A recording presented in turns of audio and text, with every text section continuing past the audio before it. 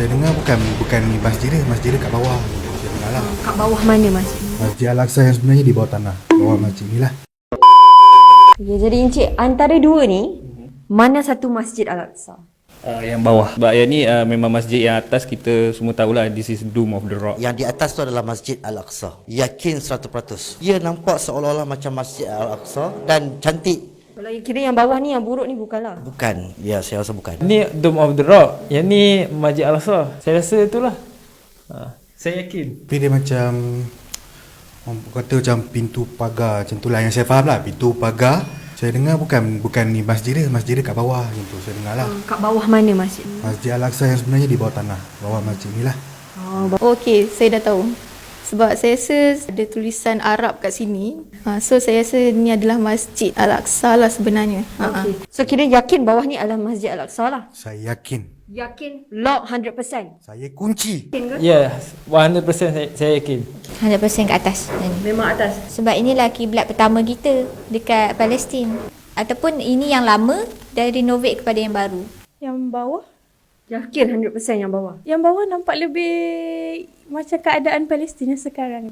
Tapi yang atas kenapa bukan? Kenapa kalau tengok kenapa bukan? So kira tak cantik lah. Tak, dia cantik tapi berdasarkan keadaan-keadaan Palestin yang sekarang ni, yang keadaan yang tengah dibom, yang ada peperangan sekarang ni, nampak yang bawah ni nampak lebih dalam keadaan yang dalam ni lah.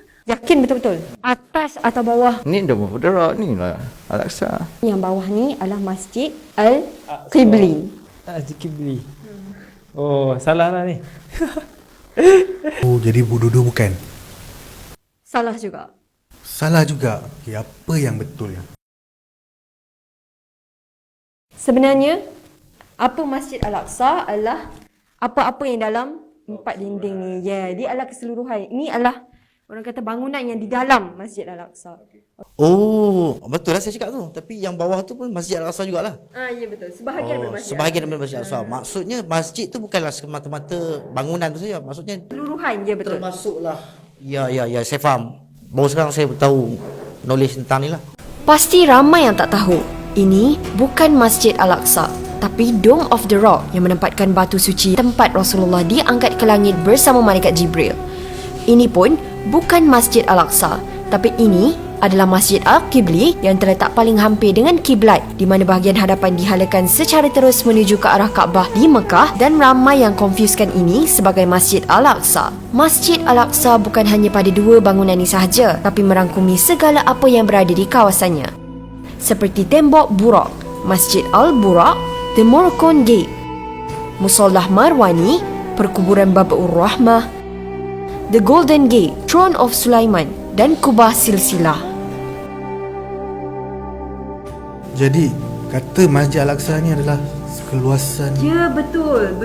Ini satu knowledge baru lah. Kata satu pengetahuan baru untuk saya lah. Sebenarnya saya baru tahu ini Al-Aqsa ni adalah tapak, bukan saja sekadar bangunan. Dia macam satu kawasan. Bayangkan sebelum ni Masjid Al-Aqsa ni satu masjid je ke atau kawasan? Saya rasa macam satu masjid sebab dia orang pun macam kalau dalam social media ke apa memang dalam macam Masjid Al-Aqsa yang tu. So saya tak tahu pula sebelum ni dia sebesar inilah.